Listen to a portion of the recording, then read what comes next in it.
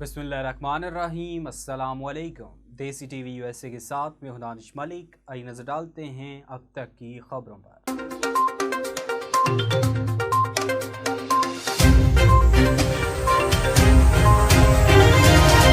तहरीक इंसाफ ने सूबाई election commission से वोटों की मुंतकिली से मुतालिक तफसीलात मांग ली। तहरीक इंसाफ खैबर पख्तूनख्वा के सदर परवेज़ हटक ने इलेक्शन कमीशन को ख़त भेजा है। ख़त में कहा गया है कि शिकायत मिली हैं कि इलेक्शन कमीशन ने हुकूमत की मिली भगत से अक्सर वोट दूसरे हलकों में मुंतकिल कर दिए। तहरीक इंसाफ को नुकसान पहुँचाने के लिए बगैर इजाज़त के वोटर्स को दूसरे हलकों में मुंतकिल किया गया। ख़त में पूछा गया है कि इलेक्शन कमीशन ने कुल कितने वोटर्स के वोट मुंतकिल किए और कितने वोटर्स की दरख्वास्त पर वोट मुंतकिल किए।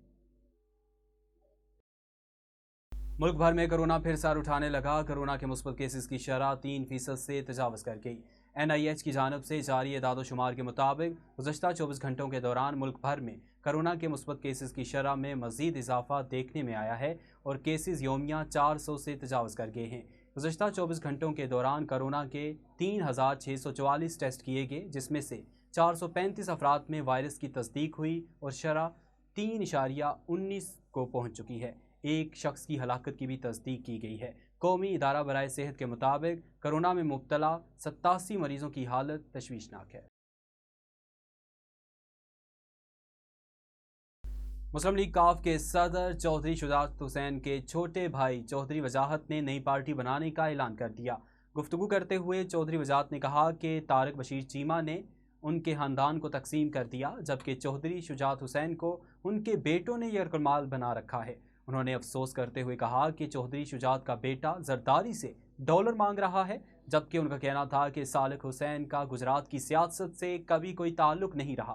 चौधरी वजाहत हुसैन मुस्लिम लीग काफ के बागी रुकने कौमी असम्बली हुसैन इलाही के वालिद हैं। चौधरी वजाहत के साहबजादे हुसैन इलाही ने 8 जून को काफ लीग छोड़ने का ऐलान किया था। इदारा शुमारियात के मुताबिक एक हफ्ते में 32 अशियाए ज़रूरिया की कीमतों में इजाफा रिकॉर्ड किया गया। इदारा शुमारियात ने हफ्तावार महंगाई के दादोशुमार जारी कर दिए, जिसके मुताबिक एक हफ्ते में महंगाई में 1.1% इजाफा रिकॉर्ड किया गया और एक हफ्ते में महंगाई की मजमूई शरह 28.5% तक पहुँच गई। दाल माश की फ़ी किलो कीमत में 12 रुपये 77 पैसे तक इजाफा हुआ, जबकि फ़ी दर्जन अंडे 7 रुपये 19 पैसे महंगे हुए। ब्रांडेड घी फ़ी किलो 21 रुपये तक महंगा हुआ और दाल मसूर की फ़ी किलो कीमत में 11 रुपये तक इजाफा हुआ। एक हफ्ते में 32 अशियाए ज़रूरिया की कीमतों में इजाफा रिकॉर्ड किया गया और एक हफ्ते में प्याज की फ़ी किलो कीमत में 4 रुपये 9 पैसे तक इजाफा हुआ। दाल मूंग 9 रुपये 2 पैसे महंगी हुई। 5 लीटर कुकिंग ऑयल एक हफ्ते में 122 रुपये तक महंगा हुआ और 5 लीटर कुकिंग ऑयल की कीमत 2770 रुपये तक जा पहुंची। एक हफ्ते में 4 अशिया की कीमतों में कमी हुई और 15 अशिया की कीमतों में इस्तेहकाम रहा।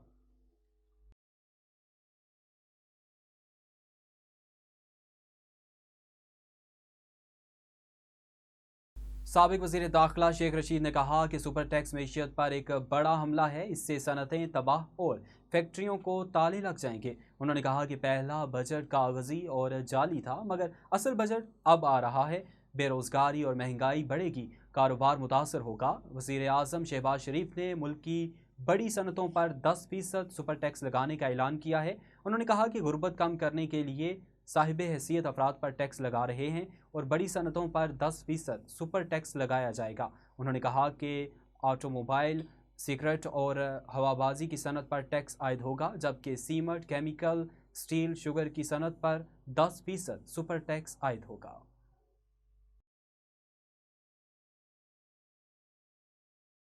रूस की जानब से यूरोपीय यूनियन के कई ममालिक को गैस सप्लाई ख़त्म या कम कर देने के बाद अब यूरोपीय ममालिक गैस की कमी से मुतासर हो रहे हैं। यूरोपीय हुकाम गैस के मुमकिन बहरान से बचने के लिए मुख्तलिफ हल सोच रहे हैं। यूरोपीय यूनियन की क्लाइमेट पॉलिसी के सरबराह फ्रांसिस टमरमांस का कहना है कि तोनाई के हवाले से यूरोपीय यूनियन और मॉस्को के माबैन तनाव शिद्दत अख्तियार कर रहा है। गुज़श्ता हफ्ते रूस ने नॉर्ड स्ट्रीम 1 गैस पाइपलाइन से गैस की 40% तरसील कम कर दी थी। मॉस्को का कहना था कि ऐसा तकनीकी मसाइल की बिना पर किया गया है।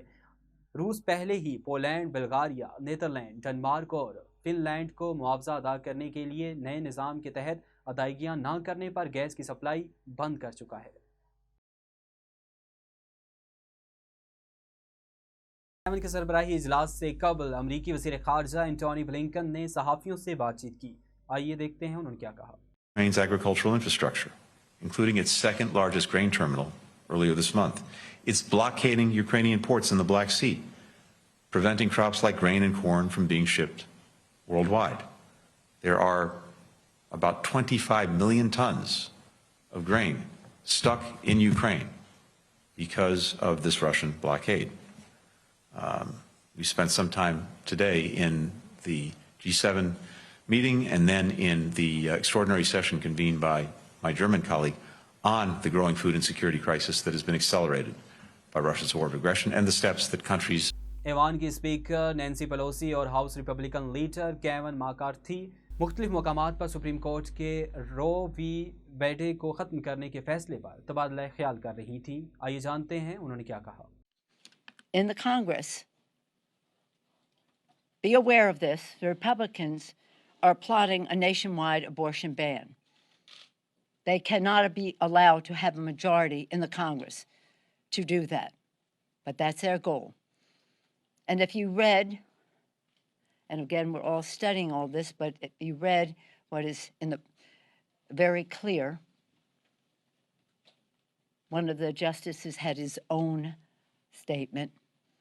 It's about contraception, in vitro fertilization. अब तक के लिए इतना ही। मज़ीद बाखबर रहने के लिए देखते रहें देसी टीवी USA या फिर विजिट कीजिए हमारी वेबसाइट www.desitvusa.com। इसके अलावा क्लिक करें हमारा लिंक ट्री और सोशल मीडिया की लामहदूद दुनिया को देखें।